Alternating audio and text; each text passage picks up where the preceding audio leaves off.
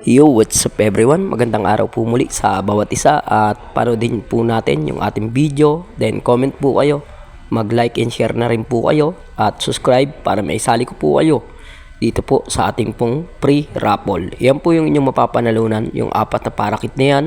Kayo na po ang bahala. Sana'y maparami nyo at tuloy-tuloy lang ang pagsuporta. Pero bago po panoodin ang lahat ng ito, panoodin muna natin intro. Hey yo, what's up mga guys? Densky Avery. Huwag po natin kalimutan paki-like, comment, share, subscribe at pakipindot na rin po ang notification bell para sa ganoon lagi kang makapanood ng mga panibago ko pang i-upload ng mga video. God bless! Hey yo, what's up mga guys? Magandang araw po muli sa bawat isa at pakita ko lang po sa inyo yung ating pong ipamimigay sa ating parapol na 800 subscriber na po kasi tayo. Kaya yung 4 na yan na parakit ipamimigay na po natin yan. Baka po next week may pakita ko po sa inyo kung sino po yung maswerteng mananalo sa ating ibunan. At sana mapadami nyo oras na kayo po ay manalo. At syempre ano bang dapat gawin? Ang dapat nyo lang pong gawin, manood po kayo hanggang dulo ng aking mga video. At hindi lang po itong video to na panoodin nyo rin po yung mga ibang mga video ko pa. At syempre, kung may mga katanungan kayo, magtanong na rin po kayo. Then, paki-like, share, at follow na rin po. Subscribe dito po sa ating YouTube channel. Subscribe po tayo para sa ganoon mas makadami po tayo at dumami po tayo rito sa ating ibunan at maging magkasama-sama po tayong lahat. At pakita ko lang po sa inyo syempre yung ating pong mga alagang ibon na mga panibagong mga pababa sa ating pugaran o sa ating nest box. Yung mga ibon na yan, ayan po, anak po yan ni Max. At syempre, dun sa mga nagtatanong kung paano sumali, comment lang po kayo dito po sa video na to. Comment kayo kung gusto nyo sumali kasi napakadami po nating subscriber. Pero yung iba po kasi bukod sa mga malalayo, at syempre iisipin din nila yung mga ipagbabiyahe pupunta sa kanila. At syempre yung iba hindi nasasali. Yung iba naman marami ng mga ibon kaya ayaw nang sumali. Kaya comment po kayo doon po sa mga gustong sumali. Yung mga gusto lang po sumali ha, free raffle po to para po mabigyan ko po kayo ng 4 na pirasong parakit. Then sa susunod po mga 1 buwan po siguro, mga 1 month o 1 month and mga 2 months na po siguro bago po tayo mamigay ng ating mga alagang mga African lovebird naman po yung ating ipamimigay. Kasi napakadami na po ng ibon natin na African lovebird. Tulad po niyan, sila Max po, ng itlog po ng 5 at napisa niya po yung 5 yon. Napisa po nila yon. Then dun po sa kabila, ng itlog po ng 4, napisa din po yung 4 na piraso. At sa ngayon po, na po yung mga inakay na yun. At napakagaganda naman. Kita nyo naman po dyan sa screen natin. At syempre, shoutout po sa mga bawat isa. Tingnan nyo na lang po yung inyong po mga pangalan dyan sa gilid po ng ating shoutout.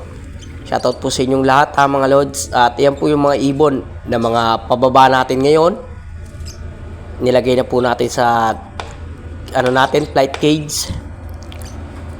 At tuloy-tuloy lang ang pagsuporta mga lods. Suportahan nyo lang po ako sa akin po mga panibagong mga i-upload ng mga video. At 2 months ipamimigay din po natin yung mga ibang ibon natin na yan. Sigurado po yan at mga panibagong breeder na naman yan. Then bago natin ipamigay, mapagparis-paris natin at makapamigay na tayo ng panibago. Baka 2 pares na naman po muli yung ating pong ipamimigay na African lovebird. Kaya tuloy-tuloy lang ang suporta mga lods. Tuloy-tuloy ang pagsuporta para sa ganon baka sa susunod kayo naman yung mabigyan natin. Kung hindi po sa parapol natin ibibigay, kahit ipamigay na lang po natin, bigyan na lang po natin yung ating mga kaibon na mga gusto magkaroon ng ibon na aalagaan. Pero sana po, pag nagbigay po ako sa inyo, meron po kayong mga cage at meron po kayong maayos na lagayan ng ating mga ibon para hindi nyo po pabayaan. Mahirap naman po kung pababayaan nyo lang tapos sa inyo po mapupunta. Mas maganda po kung talagang aalagaan ng maayos po yung ating po mga alagang ibon. Yun po yung gusto ko pong mangyari kasi para po hindi lang po ako makapagparami, kayo rin po. At yan yung 4 na parakit na ating ipamimigay. Then tuloy-tuloy lang mga lods. At minsan po pala i-update ko po kayo doon po sa ating ibon na naputol po yung kanyang isang paa. Hen po siya. Tapos tinatry ko po na kung kaya pong mag-breed yung ating pong parakit yon. Kung kaya niya pong mag-breed kasi nagkaroon po siya ng partner.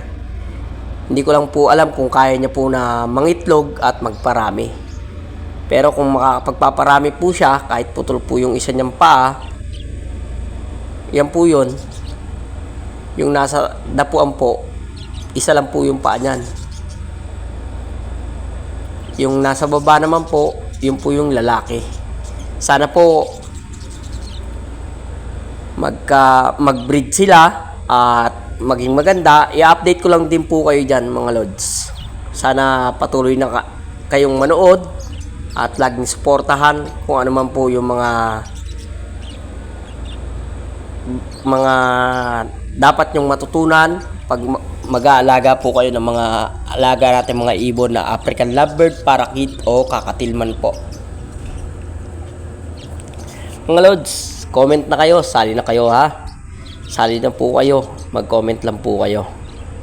At minsan din po, kailangan din po natin bigyan ng mga gulay-gulay yung ating mga alagang ibon. Tulad po niyan, mayroon po mga kangkong, nakikita niyo po yan. Kinakain po nila yung mga kangkong. Then sa isang linggo, kahit isang beses lang po maggulay, tuwing linggo lang po, bigyan natin ng kangkong. Susunod na linggo, talbos ng kamote. Sa susunod na linggo, malunggay. Ganun po, bigyan-bigyan po natin sila. At kung gusto rin po natin, pwede rin po natin bigyan ng mga cattle bone. Ganon. At syempre, ano din po natin ng mga vitamins. Ano po ba yung vitamins na ginagamit ko sa ating mga ibon? Meron po nagtanong na isang kaibon natin kung ano daw ba yung magandang gamitin na vitamins sa ating African Lovebird.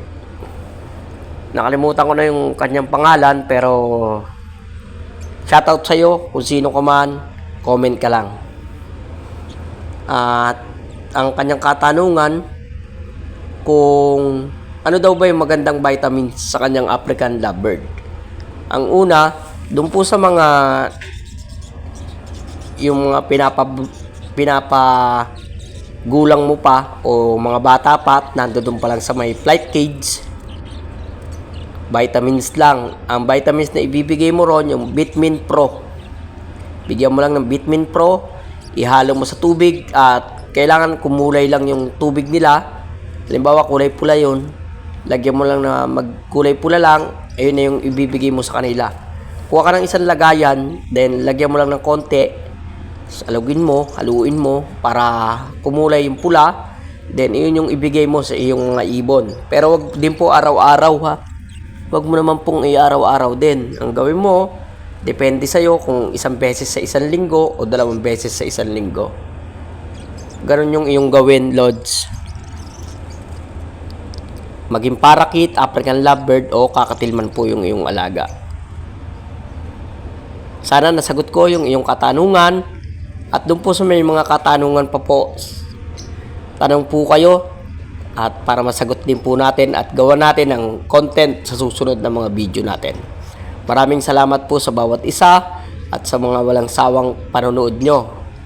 Kaya ano pang ginihintay nyo, sali na kayo, comment kayo dyan sa baba para makita ko po. At may sulat na po natin sa ating ruleta. Ayun lang po mga kaibon, hanggang dito na lang po. Maraming salamat sa bawat isa. Muli, ako nga po pala si Densky at nandito ka po sa aking mga vlog. Maraming salamat sa bawat isa. Let's go! What up? Thank you. God bless.